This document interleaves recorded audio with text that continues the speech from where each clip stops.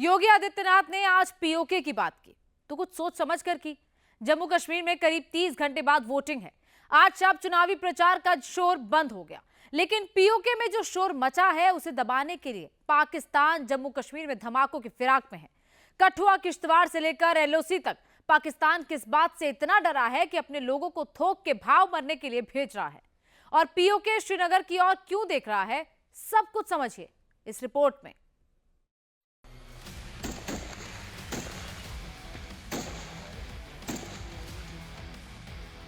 जम्मू कश्मीर में बैलेट पर बुलेट को हावी करने की पाकिस्तानी साजिश एक बार फिर छलनी कर दी गई।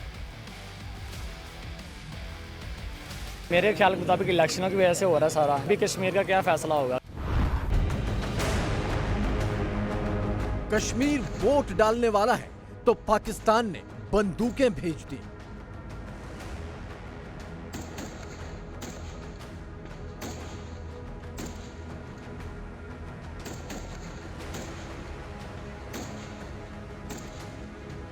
आर्टिकल 370 के एब्रोगेशन के बाद जम्मू एंड कश्मीर जो भारत की यूनियन टेरिटरी है, life is back to track, और ये पाकिस्तान से हजम नहीं हो रहा।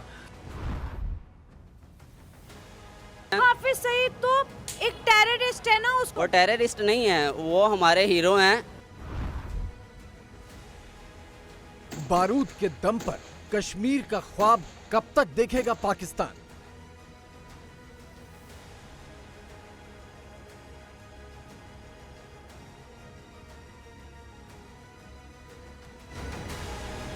आप बताएं कि क्या वो पाकिस्तान आना चाहते हैं या नहीं हमेशा के लिए? पागल है, यहाँ पे जन्नत को छोड़ के दोज़ख में आए। पाकिस्तान में एक्सट्रीमिज्म जो है वो खतरनाक हद तक बढ़ चुकी है। इसमें एक बहुत बड़ा रोल जो है वो मुल्ला माफिया का है।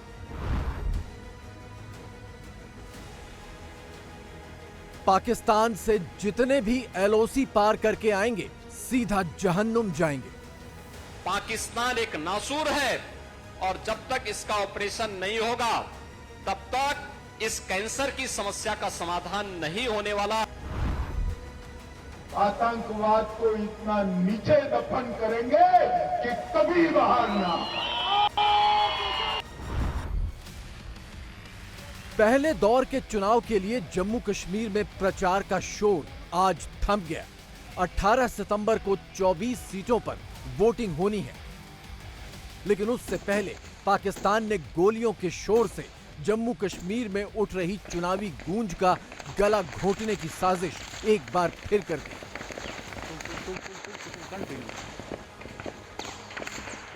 लेकिन ये साजिश चंद घंटों की मेहमान रही। बारामूला में इंडियन आर्मी ने तीनों आतंकियों को ढेर कर दिया। जिस हिसाब से upcoming elections of Bharat Jammu and Kashmir और इन्फिल्ट्रेशन हो रही है, उसको ये जवाब दे रहे हैं, क्योंकि भारत की आर्मी उनका मुकाबला कर रही है, इन्फिल्ट्रेशन को भगा रही है, मार रही है। आर्टिकल 370 के एब्रोगेशन के बाद जम्मू एंड कश्मीर जो भारत की यूनियन टेरिटरी है वो कंपैरेटिवली बहुत ज़्यादा पीसफुल हो गई, वरना वहाँ पे कंटिन्यूस टेररिज्म पिछले 20 साल से चल रहा था। वहाँ पे इंटरनेशनल एक्टिविटीज़ हो रही हैं, इंटरनेशनल इवेंट्स हो रहे हैं, नेशनल इवेंट्स हो रहे हैं, फिल्मों की शूटिंग हो रही है, मतलब life is back to track, और ये पाकिस्तान से हजम नहीं हो रहा। पहले दौर में किश्तवाड़ में भी चुनाव है। प्रचार के आखिरी दिन किश्तवाड़ में गृहमंत्री अमित शाह की भी चुनावी रैली थी, और इसी किश्तवाड़ में शनिवार को आतंकियों ने घात लगाकर हमला किया। इसी दिन पड़ोसी जिले डोडा में प्रधानमंत्री मोदी चुनावी रैली कर रहे थे। पाकिस्तान कुछ भी करके इन चुनावों में दहशत का माहौल बनाना चाहता है। कश्मीर के अंदर जो है जहादी एक्टिविटीज को प्रमोट कर रहा था। मेरे ख्याल के मुताबिक इलेक्शनों की वजह से हो रहा है सारा। ठीक है, इनको कश्मीर से कोई मतलब नहीं है, कोई प्यार नहीं है, क्योंकि कश्मीर पहले भी इंडिया के पास था। पाकिस्तान तो अभी सिचुएशन में नहीं है कि पाकिस्तान इंडिया से पंगा ले, किसी और अपनी नेबरिंग कंट्री से ले। हाँ। तो ये बज़ाहिर तो ये नज़र आ रहा है कि ये बस एक शोर से ही छोड़ा गया ताकि जो जम्मू कश्मीर में इलेक्शंस हो रहे हैं उनको किसी तरह मैनेज किया जा सके। अभी कश्मीर का क्या फैसला होगा कि वो इंडिया के साथ रहेगा या पाकिस्तान के साथ? वो तो क्या इलेक्शन करवा रहे हैं, या तो वो यूनियन टेरिटरी बनेगी या भारत की स्टेट जैसे पहले। जम्मू कश्मीर में आतंक की नई लहर 9 जून से शुरू हुई है। तब से लेकर अब तक यानी 100 दिनों में 30 एनकाउंटर हो चुके हैं। इन 100 दिनों में 36 आतंकवादी मारे गए हैं और इन्हीं 100 दिनों में 21 जवान भी शहीद हुए हैं।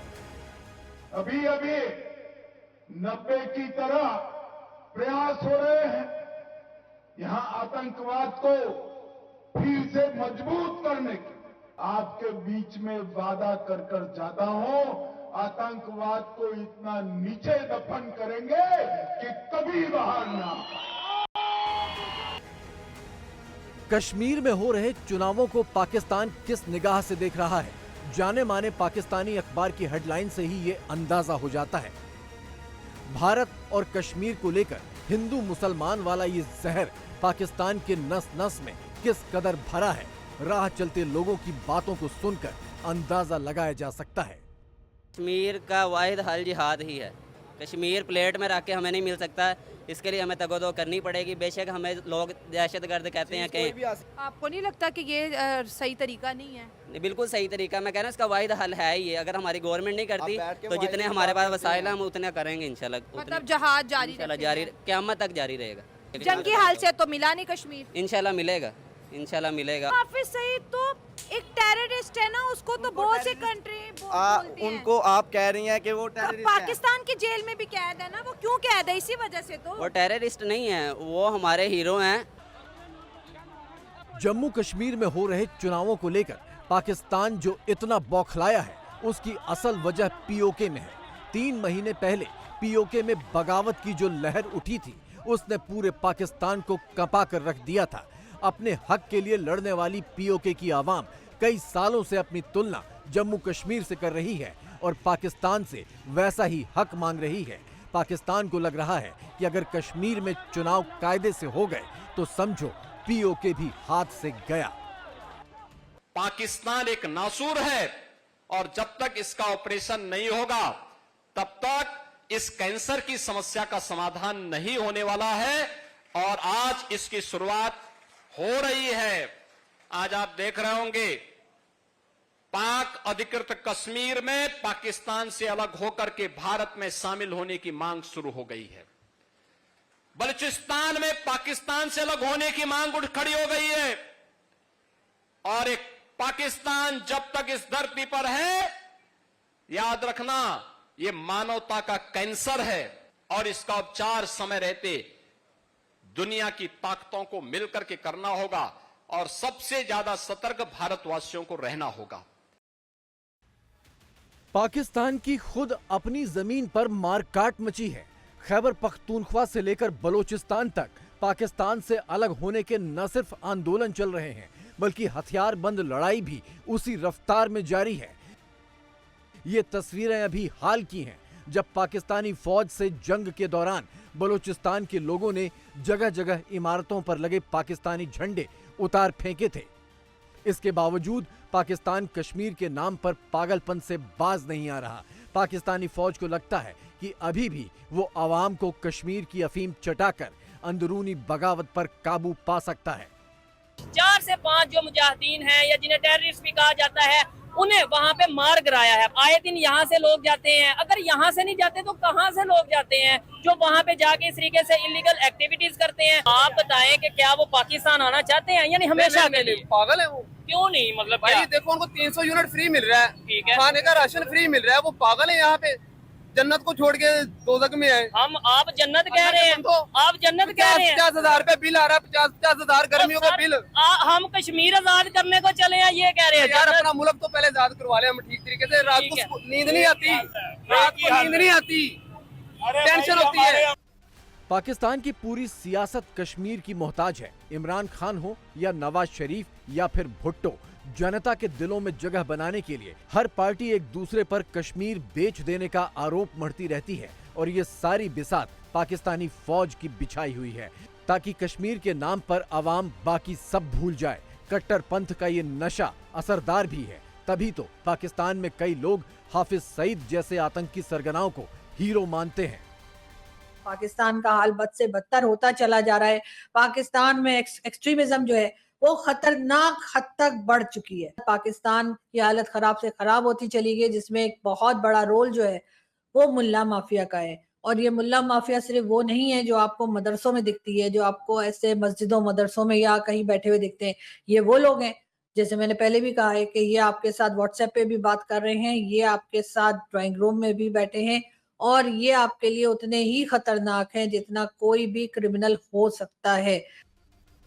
पाकिस्तान कश्मीर के नाम पर चाहे जितना ढोल तमाशा कर ले, सच तो ये है कि एलओसी पार करके उधर से जो भी इधर आएगा उसका अंजाम यही होगा।